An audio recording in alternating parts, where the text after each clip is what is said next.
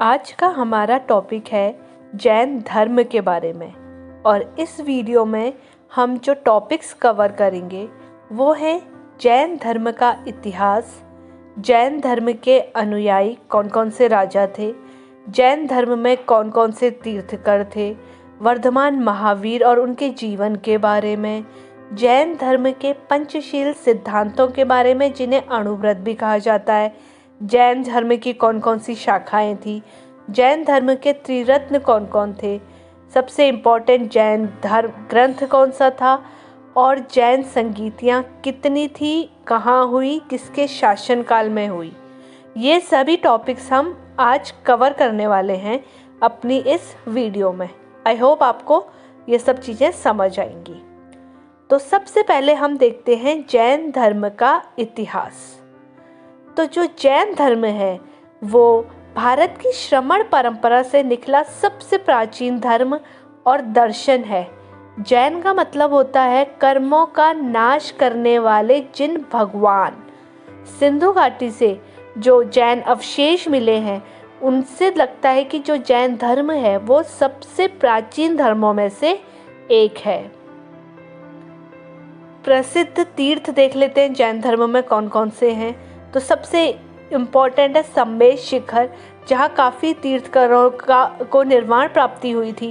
राजगीर, पावापुरी, गिरनार, शत्रुंजय और श्रवण बेलगोला।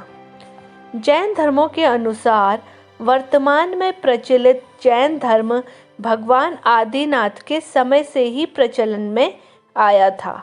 वहीं से तीर्थकर परंपरा शुरू हुई थी जो कि भगवान महावीर या जिन्हें वर्धमान के नाम से भी जाना जाता है उन तक चलती रही। जैन शब्द जिन शब्द से बना है। जिन बना है जी धातु से, जिसका अर्थ ही होता है जीतना, यानी कि जिन अर्थात जीतने वाला, जिसने स्वयं को ही जीत लिया हो उसे जितेंद्रिय कहते हैं। तो हमारे जो जैन धर्म है उसमें टोटल 24 तीर्थकर हुए थे, जिसमें से पहले थे हमारे ऋषभ और महावीर थे हमारे अंतिम। मगध के जो राजा थे बिंबिसार और कुड़िक शासक अजातशत्रु, इन्हें भी जैन धर्म का अनुयायी ही कहा गया है। इसके पश्चात मौर्य काल में पाटलिपुत्र में चंद्रगुप्त मौर्य ने भी जैन दीक्षा ग्रहण करी थी और दक्षिण भारत में श्रवण बेलगोला में ही अपना देह त्याग किया था। चंद्रगुप्त के बाद अशोक के पौत्र राजा संप्रति का नाम जैन ग्रंथों में बहुत ही आदर से लिया जाता है। कलिंग का सम्राट था खारवेल, वो भी जैन धर्म का परम अनुयायी था। और कटक के पास उदयगिरी से प्राप्त जो शिलालेख हुए हैं उनसे ये पता चलता है कि खारवेल ने ही ऋषभ की प्रतिमा का निर्माण कराया था और जैन साधुओं के रहने के लिए अनेक गुफाएं खुदवाई थी। और राष्ट्रकूट वंश के जो राजा थे उनमें अमोघ वंश प्रथम, इन्हें जैन आचार्य जिनसेन का शिष्य भी कहा जाता है। तो ये सब जो सम्राट थे ये जैन धर्म के अनुयायी थे। जैन धर्म में तीर्थकर देख लेते क्या होता है, कितने थे, किनके क्या चिन्ह थे।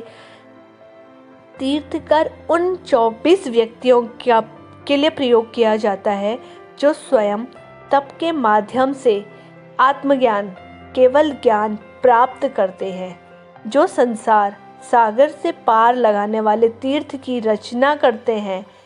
और तीर्थकर ही वही व्यक्ति है जिन्होंने पूरी तरीके से अपने क्रोध, अपने अभिमान, छल, इच्छा आदि पर विजय प्राप्त की जाती है।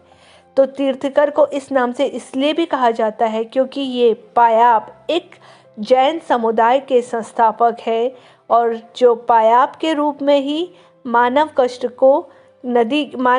की नदी को पार कराते हैं।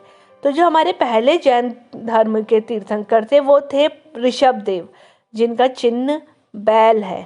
23वें नंबर के थे पार्श्वनाथ, जिनका चिन्ह है सर्प। और 24वें और अंतिम तीर्थंकर थे वर्धमान महावीर, जिनका चिन्ह है सिंह। तो एक बार हम नज़र डाल लेते हैं 24 के 24 तीर्थंकर पे। जैसे कि मैंने आपको पहले बताया, सबसे पहले थे आदिनाथ जी, जिन्हें हम लोग ऋषभनाथ के नाम से भी जाने जाते हैं। इनका चिन्ह बैल था और कैलाश पर्वत पर इन्हें निर्वाण प्राप्ति हुई थी। बाकी बीच में बहुत सारे हैं, लेकिन जो इम्पोर्टेंट है फिर वो आते हैं हमारे 23वें नंबर के पार्श्वनाथ, और अंत में आते हैं हमारे महावीर जी। जो पार्श्वनाथ थे उनका चिन्ह सर्प था और उन्हें सम्मेद शिखर पर अपना निर्वाण प्राप्त हुआ था। और महावीर जी जिनका चिन्ह सिंह है, उन्हें पावापुरी, जो कि हमारे नालंदा बिहार में है उपस्थित, वहाँ निर्वाण प्राप्ति हुई थी। अब एक नज़र डालते हैं हम वर्धमान महावीर जी के जीवन पे। तो वर्धमान महावीर जी का जन्म हुआ था ईसा से 540 वर्ष पूर्व कुंडग्राम में, जो कि वैशाली के निकट है। उनका वंश था इक्ष्वाकु। मोक्ष प्राप्ति पावापुरी, जिला नालंदा बिहार में हुई थी। उनके पिता राजा सिद्धार्थ थे, जो कि जात्रिक कुल के सरदार थे। माता उनकी त्रिशला थी, जो कि लिच्छवी राजा चेटक की बहन थी।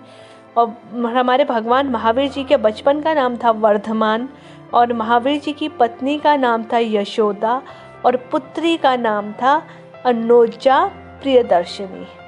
और ये हमारे जैन धर्म के 24वें तीर्थंकर थे, जो कि अंतिम तीर्थकर थे जैन धर्म के। अब कुछ चीज़ें और देख लेते हैं हम लोग। जैसे महावीर जी का जो साधना काल था वो था 12 साल 6 महीने 15 दिन। उन्होंने भगवान का तप संयम से अपनी साधना की, और इन्हीं वजह से उन्हें 3 अन्य नामों से भी जाना जाने लगा। जैसे कि पहला था महावीर जिन, यानी कि विजेता, अहर्त यानी कि पूज्य, और निर्गंध यानी कि बंधनहीन। तो ये पूछ लिया जाता है कभी कभी कि महावीर के अन्य नामों भी बताइए, तो ये 3 अन्य उनके नाम थे।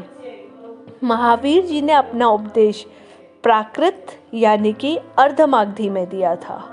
महावीर के जो पहले अनुयायी बने थे वो थे उनके दामाद जामिल, और प्रथम जैन भिक्षुणी जो थी वो थी नरेश दधिवाहन की बेटी चंपा। 72 साल की उम्र में महावीर जी की मृत्यु 468 ईसा पूर्व बिहार राज्य के नालंदा जिले के पावापुरी में हुई थी।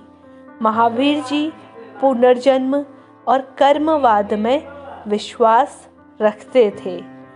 जैन धर्म ने अपने आध्यात्मिक विचारों को सांख्य दर्शन से ही ग्रहण किया था। अब कुछ चीज़ें हम लोग और देख लेते हैं। तो अब बारी है जैन धर्म के पंचशील सिद्धांत यानी कि अणुव्रत की। तो 5 व्रत अणुव्रत बताए थे जैन धर्म में। सबसे पहला है अहिंसा। अहिंसा मतलब हिंसा ना करना, हिंसा के पथ पर ना जाना, अपने मन में दया का भाव रखना, सभी जीवों की रक्षा करना।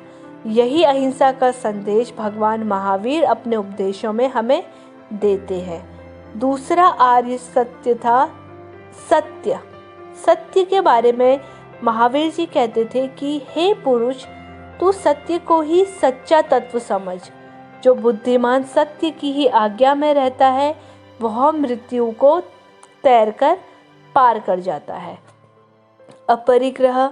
अपरिग्रह मतलब कि जो आदमी खुद सजीव या निर्जीव चीज़ों का संग्रह करता है, दूसरों को ऐसा करने का उपदेश देता है या दूसरों से ऐसा संग्रह करवाता है, वो उसे कभी भी दुखों से छुटकारा नहीं मिल सकता। तो यही संदेश अपरिग्रह के माध्यम से भगवान महावीर दुनिया को देना चाहते थे। अगला है अचौर्य, मतलब दूसरों के वस्तु दिए बिना ग्रहण करना। जैन ग्रंथों में चोरी कहा गया है। अंत में है ब्रह्मचर्य। ब्रह्मचर्य उत्तम तपस्या, नियम, ज्ञान, दर्शन आदि की जड़ है। तपस्या में ब्रह्मचर्य श्रेष्ठ तपस्या है। जो पुरुष स्त्रियों से संबंध नहीं रखते वे मोक्ष मार्ग की ओर बढ़ते हैं। तो ये हैं हमारे 5 अणुव्रत, जिन्हें जैन धर्म में पंचशील सिद्धांत के नाम से भी जाना जाता है। अहिंसा, सत्य, अपरिग्रह, अचौर्य। अब देखते हैं जैन धर्म की शाखाएं। जैन धर्म की शाखाएं दो हैं, दिगंबर, श्वेतांबर। और जो जैन धर्म है उसके मूल सिद्धांतों को ये दोनों ही शाखाएं बहुत अच्छे रूप से मानती हैं। दिगंबर देख लेते हैं सबसे पहले। दिगंबर में साधु नग्न रहते हैं। श्वेतांबर संघ के साधु श्वेत वस्त्र धारण करते हैं। सिर्फ इन्हीं भिन्नताओं के कारण यह दोनों संघ माने गए हैं, क्योंकि जैन धर्म के जो भी मूल सिद्धांत है वो दोनों ही संघ मानते हैं, ये मैंने पहले ही बताया था। बट जो डिफरेंस है वो यही है कि जो दिगंबर संघ है उसमें साधु हमेशा नग्न रहते हैं और श्वेतांबर संघ में हमेशा कपड़े धारण करते हैं। भद्रबाहु दिगंबर कहलाए और स्थलबाहु के जो शिष्य थे वो श्वेतांबर कहलाए। अब देखते हैं जैन धर्म के त्रिरत्न। स्वामी महावीर ने माना है कि समग्र व्यक्तित्व के लिए तीनों रत्नों की आवश्यकता है। पहला है सम्यक दर्शन, सही विश्वास, सम्यक ज्ञान, सही ज्ञान, और सम्यक चरित्र यानी कि सही आचरण। तो ये है त्रिरत्न जैन धर्म के। अब हम देखते हैं जैन ग्रंथ। जैन साहित्य वाकई में बहुत बड़ा है, जो कि संस्कृत, प्राकृत और अर्धमागधी भाषाओं में, अपभ्रंश भाषाओं में लिखा गया है। जो मेन जैन ग्रंथ है वो है भगवती कल्पसूत्र। कल्पसूत्र नामक जैन ग्रंथों में जितने भी तीर्थंकर हुए थे उनके जीवन की पूरी रचना है।